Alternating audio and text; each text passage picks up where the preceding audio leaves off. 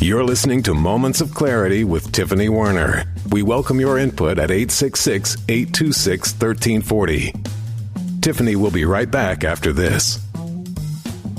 This is the Tan Talk Radio Network. Did you know that your physical health plays a big role in your mental health? Healthy minds and healthy bodies go hand in hand. The problem for many is finding the time and getting the results they want. X-Force Body is perfect for people with busy schedules, with a mission to inspire you to become leaner, stronger, and in the process healthier. X-Force Body coaches will encourage, motivate, and inspire you through every workout, helping you achieve the results you desire. Learn more about X-Force Body. For more information, visit www.xforcebody.com.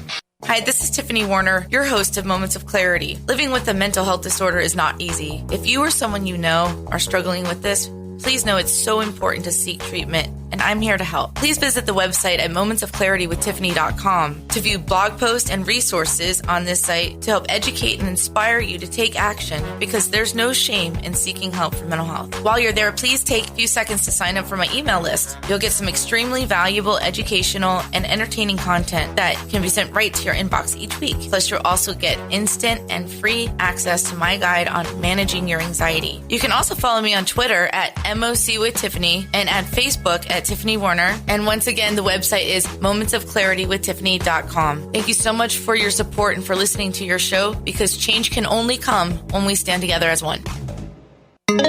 This is the Tan Talk Radio Network.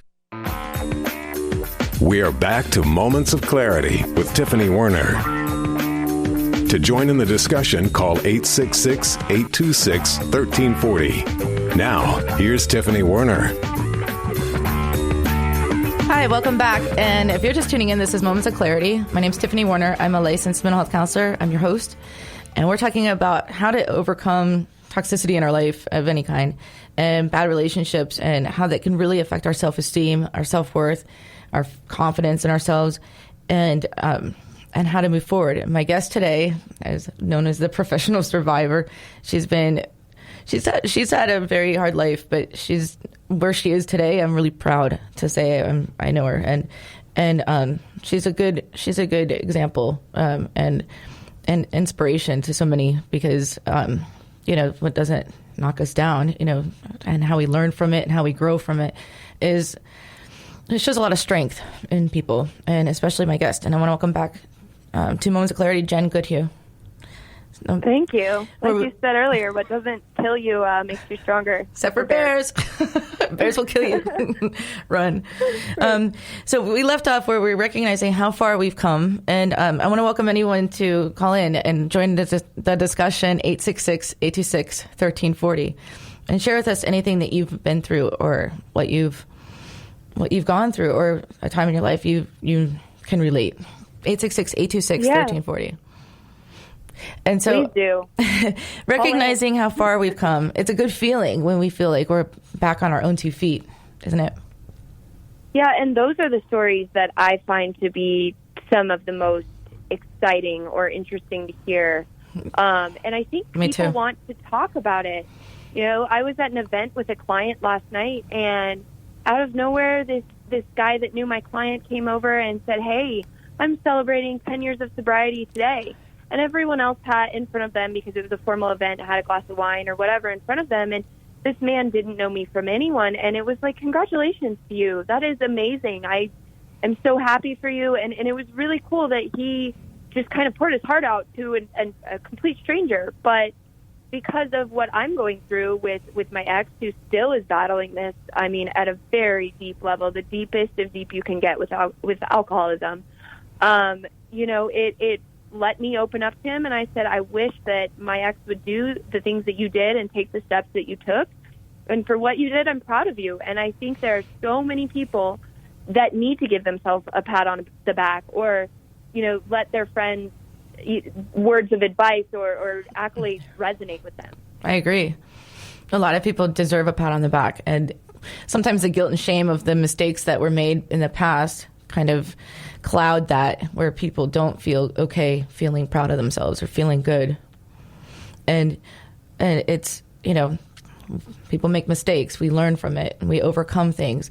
And mistakes are supposed to be learning opportunities. We're supposed to learn from them and be stronger and smarter and being able to recognize things. They say a mistake, we learn from it. It could be in the past. We can identify and plan our future. But if we keep making the same mistake over and over again, it's actually insanity. It's trying the same thing over and over again and expecting a different result. And you keep ending up where you didn't want to be in the first place. So that's right. And I think in a way I had to dumb it down for myself almost to a provisional metaphor or analogy that said, okay, what are my personal provisions? And I guess where I get that from is a good example of a real event with that was we talked about last time when I went down to Haiti, and we're flying my dad's small plane, and it's a single prop engine over large amounts of ocean. And when we did that, we very clearly talked about what if scenarios of, hey, if this happens or if that happens, and here's the life raft, and you go to that first, and then you find me, and I've already been through a plane crash, so trust me, talking about this with my dad, it made me feel more comfortable with the entire situation. Now, other people, I think my mom, for example, because of the way she has PTSD from our plane crash, she would want nothing to do with it, wouldn't want to know, just Roger figured out. That's my dad. I call him Cowboy Rog, if only you knew him. He's awesome. But, you figure it out. I don't want to know. Whereas for me, I needed to digest every little single aspect of my life and say, what are my own personal provisions, whether it was family support, whether it was counseling, whether it was just spending great time, quality time with my kids so I could focus on them and see the growth, focusing on positive things like business endeavors and ideas and saying, I can do this and I deserve to give it a try. Oh, that's something powerful that we're supposed to be telling ourselves. I can, not I should. And I will, rather than what if. I think Dr. Amber Baker was on the show before, and she said, "Stop shoulding yourself." Should, not right, because it's true. Stop shoulding yourself. Shoulding, because it's true. When we say I should be doing this, whatever, we're just setting ourselves back. Trying to self-destruct or sabotage or something like that. When we can do things, and we will, right. And making a plan. So, just for our listeners, hold on, Jen. If you missed her first interview, her first memory was a plane crash when she was 3. And that's what she's talking about, where her dad was flying the plane, and her mom has PTSD from that. And then she also opened an orphanage in Haiti, and that's what she was referring to. But Jen, we have a caller. We have a caller, Joe. And Joe, thanks for calling in. Welcome to Moments of Clarity. What a great show, as usual. Thank you. Good job, Tiffany. Thanks, Joe. And hi, Joe. I'm sorry. Hi, what was your name again, ma'am? Jen. Jen. Nice to meet you. Nice to meet you, too. Thank you for sharing. So,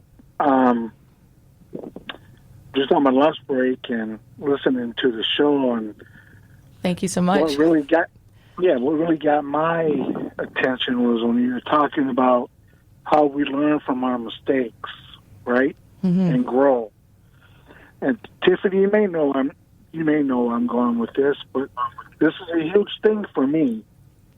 In order for me to learn and grow, I have to, when I made a mistake, forgive myself. Mm-hmm. Because if I don't, I just keep pushing the play button, and I don't really I don't see the growth I don't learn the way I should. Does that make sense? It's so important. I'm so glad you said that, Joe. And forgiving ourselves for the past mistakes is huge. And that's a big thing that feeds into our self-confidence and our self-esteem, is being able to let go of that guilt and shame and to forgive ourselves. So I had an opportunity yesterday to speak to a group of people. And one of the things I talked about was the gift of forgiveness. Forgiving those people, those toxic people in my life. And Tiffany, you kind of know my story. Mm-hmm. I'm not going to go there. But eventually I found that ability. And this is the key I want people to understand. I didn't forgive them after they apologized, or they didn't come to me and say sorry. I forgave them for myself. In order for me to release that and to move on with my life and to no longer allow them to rent space in my mind. I don't know. Joe, I got goosebumps when you said you had, when you said you had to forgive them for yourself, not on their terms, not, when they're ready, when you were ready to really say, okay, I'm releasing this burden. I cannot carry it any longer. And so I absolutely applaud you for giving that voice and that, that gift of forgiveness to other people, or encouraging them in that direction. I completely agree with Jen. And thank you so much, Jen. And it's true. We have to forgive people for ourselves. It doesn't mean we have to have them in our lives anymore. It doesn't mean you have to interact. We can love people from afar, and we can be content with them within ourselves too. When people are toxic, or when you feel like someone's holding you back or setting you back or hurting you emotionally or mentally in some way, it's important for us to let that go. And not only that, but forgive ourselves for whatever it is, for allowing things to happen or enabling or feeling that we, whatever it is. So can I ask you a question, Tiffany? Sure. Okay, so is forgiveness a feeling or a decision? I think it's more of a decision, but I think it's based on the people. I think the decision leads to a different feeling, I think, in my opinion. But I don't know. What do you think, Jen? I was just going to say, if that person I've forgiven was to, show up at the same event I'm at, a family reunion or whatever, and I become, my adrenaline is pumping, I'm on high alert, does that mean I didn't forgive that individual? No, it does not. Mm-mm. Forgiveness is not an emotion, it's a decision.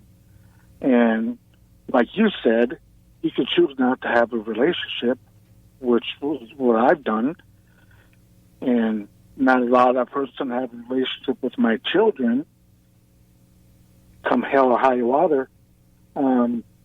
But yeah, there's been times where we both be at the same event, and I instantly, I get tense and that fight or flight thing, but I'm always ready to fight. I just, whatever. But that's different, though. I think what you're talking about is a family member that's abusive, and you could forgive them for being an abusive person because of them harming you, but nobody wants to be around that either. Of course, you're going to panic, and your central nervous system's going to spike up, and all of that. That's right. It's not a healthy place to be. Excuse me. I don't think we're supposed to be around somebody that's hurt us like that, especially when you were a child. Right. That fight or flight response is a really hard thing to get to too. When you stay in it and you fight, or when it's time to let it go. And Joe, I think you have. I don't know a lot about your story, but clearly you've been through a lot. And one thing that you brought up too was your relationship with your children. And for me, my kids are still young, but it's interesting how my relationship with my children or for my children has led to positive and negative decisions at times, and the negative being that enabling more than anything. But when you take a step back and you look at it and you say, okay, I'm done. These are my boundaries. I forgive you. I'm releasing this burden. What a powerful thing that is. Okay, so I think I'm going to plug Joe's book, When the Dust Settles. I think it's a very powerful read, and everyone should read it. This is Joe Potosi.